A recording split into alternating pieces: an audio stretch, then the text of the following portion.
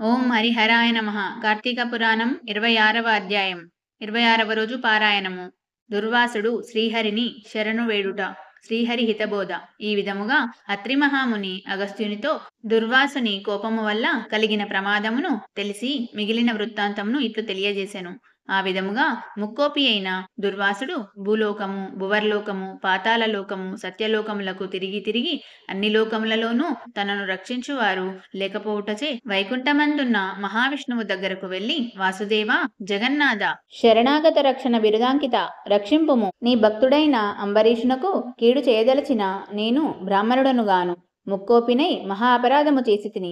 నీవు బ్రాహ్మణ ప్రియుడవు. బ్రాహ్మణుడైన భృగుమహర్షి నీ యురముపై తన్నినను సహించితివి. ఆ కాలిగురుతు నేటికిని నీ వక్షస్థలమందున్నది. ప్రశాంత మనస్కుడవై అతనిని రక్షించినట్లే కోపముతో నీ భక్తునికి శాపమిచ్చిన నన్ను కూడా రక్షింపుము.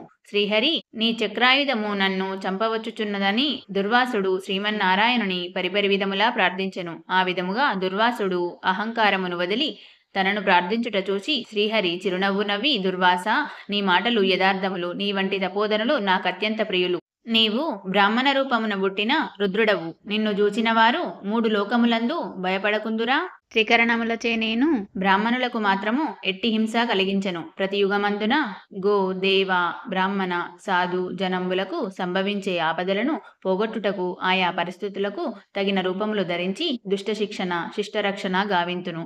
నీవకారణముగా అంబరీషుని శపించితివి. నేను శత్రువుకైనను మనోవాక్కాయములందు కూడా కీడు తలపెట్టను. ఈ ప్రపంచమందు గల ప్రాణి సమూహము నా రూపముగానే జూతును. అంబరీషుడు ధర్మయుక్తముగా ప్రజాపాలన చేయుచుండెను. కాని అటువంటి నా భక్తుని నీవు అనేక విధములా దూషించితివి. నీ ఎడమ పాదముతో తన్నితివి. అతని ఇంటికి నీవు అతిథివై వచ్చి కూడా నేను వేలకు రాని ఎడల 12 గడియలు దాటకుండా భుజింపుమని అంబరీషునకు చెప్పవైతివి. అతడు వ్రతభంగమునకు భయపడి నీ రాకకై చూచి జలపానమును మాత్రమే చేసెను. అంతకంటే అతడు అపరాధము ఏమి చేసెను? చాతుర్వర్ణముల వారికి భోజన నిషిద్ధ దినములందు కూడా జలపానము దాహశాంతికిని పవిత్రతకును చేయదగినదే కదా. జలపానమునరించిన మాత్రమున నా భక్తుని దూషించి శపించితివి.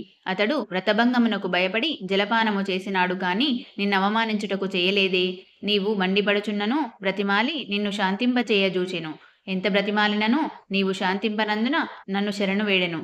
నేనప్పుడు రాజు హృదయంలో ప్రవేశించినాను. నీ శాపఫలము 10 జన్మలలో అనుభవించుదునని పలికిన వాడిని నేనే.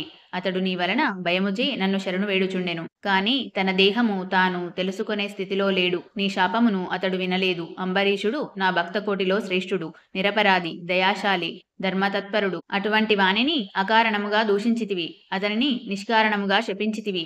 విచారించవలదు. ఆ శాపమును లోకోపకారమునకై నేనే అనుభవింతును. అదెటులనైనా నీ శాపములోనిది మొదటి జన్మ మత్స్య జన్మ. నేనీ కల్పమును మనవును రక్షించు నిమిత్తము సోమకుడను రాక్షసుని జంపుటకు మత్స్యరూపమెత్తుదును.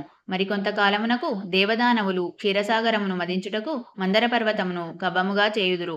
ఆ పర్వతమును నీటిలో మునగకుండా కూర్మరూపమున నా వీపున మోయుదును. వరాహ జన్మమెత్తి హిరణ్యాక్షుని వధింతును. నరసింహ జన్మమెత్తి హిరణ్యకశపుని జంపి ప్రహ్లాదుని రక్షింతును. బలిచే స్వర్గము నుండి పారద్రోలబడిన ఇంద్రునకు తిరిగి స్వర్గమును అప్పగించుటకు వామన రూపమెత్తి బలిచక్రవర్తిని పాతాళలోకమునకు త్రొక్కివేతును. భూభారమును తగ్గించుటకు క్షత్రియులను జంపి బ్రాహ్మణుడనై జన్మించి భూభారమును తగ్గింతును. లోకకంఠకుడైన రావణుని జంపి లోకోపకారము చేయుటకు రఘువంశమున రాముడనై జన్మింతును. పిదప యదువంశమున శ్రీకృష్ణునిగను, కలియుగమున బుద్ధుడుగను, కలియుగాంతమున విష్ణుచిత్తుడను విప్రుని ఇంట కల్కి అను పేరున జన్మించి అశ్వారూఢుండనై పరిభ్రమించుచు బ్రహ్మద్వేషులనందరను మట్టుబెడుదును. నీవు అంబరీషునకు శాపరూపముననిచ్చిన 10 జన్మలను ఈ విధముగా పూర్తి చేయుదును. ఇట్లు నా దశావతారములను సదా స్మరించువారికి సమస్త పాపములు హరింపజేసి వైకుంఠ ప్రాప్తి నొసంగుదును. ఇది ముమ్మాటికి తథ్యము. ఇట్లు స్కాంద పురాణాంతర్గత వశిష్ఠ ప్రోక్త కార్తీక మహత్యమందలి 26వ రోజు పారాయణము సమాప్తము.